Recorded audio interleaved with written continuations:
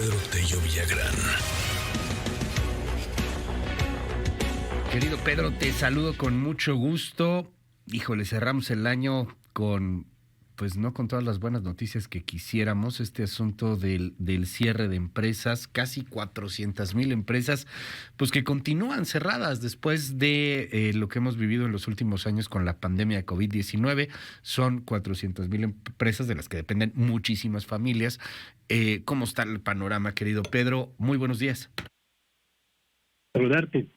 Fíjate que en este espacio habíamos comentado que dos efectos que tendría sobre la economía de México, por una parte, la recesión que empezó el primer año de la presente administración, después la agudización de la recesión de la economía mexicana por las medidas sanitarias que se aplicaron para tratar de contener el avance de los contagios derivados de la pandemia, tenían que ver con dos sectores muy sensibles. Uno, los empleos en México que se iban a perder, y dos, decía yo, el patrimonio productivo, cuántas empresas van a desaparecer y qué impacto tendrá esto sobre el bienestar de millones de familias. Ya sabemos qué ha ido ocurriendo con el empleo gracias a los datos del Instituto Mexicano del Seguro Social y a la encuesta trimestral de ocupación y empleo que publica periódicamente el INEGI. Lo que no sabíamos con especial detalle era qué había ocurrido con el patrimonio productivo de México. Y el INEGI acaba de dar a conocer los primeros resultados, subrayo, primeros resultados del estudio sobre la demografía de los negocios.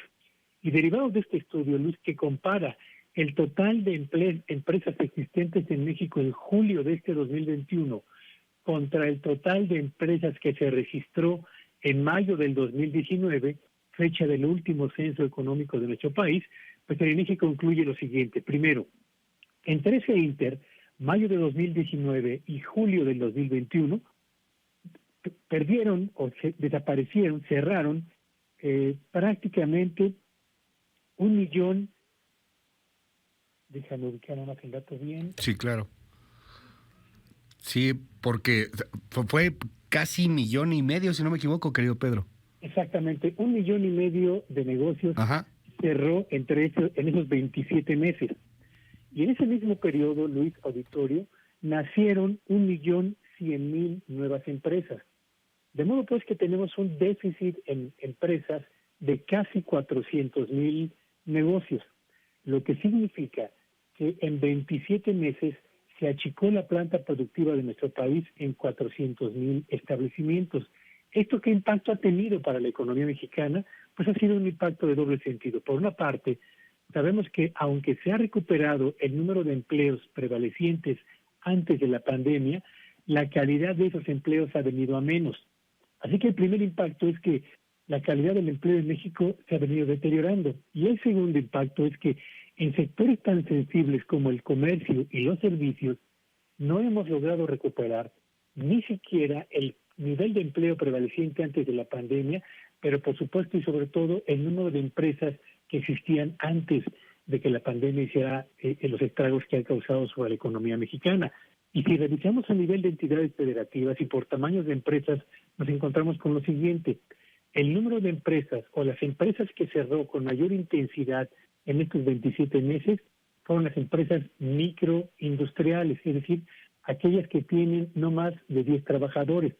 ¿De qué sector han sido las más afectadas? Fundamentalmente el sector comercio, pero particularmente el sector servicios. ¿En qué entidades federativas se presentó el mayor cierre de negocios? Júzguelo usted, Quintana Roo. Ahí desaparecieron 47 de cada 100 empresas registradas en el último censo económico. Colima, con una desaparición del 42% de las empresas, y Nuevo León, con un cierre del 40%. ¿En qué entidades federativas se ha presentado la mayor apertura de negocios? Hidalgo, Puebla y Tlaxcala, con cifras que superan el 34%. Es decir, la conclusión más importante de este estudio sobre la demografía de los negocios en México es que logramos recuperar ya el mercado laboral, pero no el total de la planta productiva. Dos, buena parte de la base piramidal de la industria o de las empresas en México, las empresas de menor tamaño, sigue siendo la más afectada por el cierre de negocios. Y tres, importantes plazas económicas por la actividad turística, comercial o industrial son las que resintieron a escala regional el mayor impacto del cierre de empresas y, en contraste, entidades federativas donde prevalecen actividades económicas de corte fundamentalmente agrícola, agroindustrial o estrictamente industrial, han sido los que han recuperado con mayor intensidad las empresas que se han perdido. En otras palabras, tenemos un país, Luis, partido en el mercado laboral, claro, con un importante rezago en materia de empresas y a escala regional, yo diría con cierres que no han podido recuperar parte del patrimonio productivo que perdimos en los últimos 27 meses. Pedro, te mando un gran abrazo, muchísimas gracias y te seguimos en tus redes. ¿Cuáles son?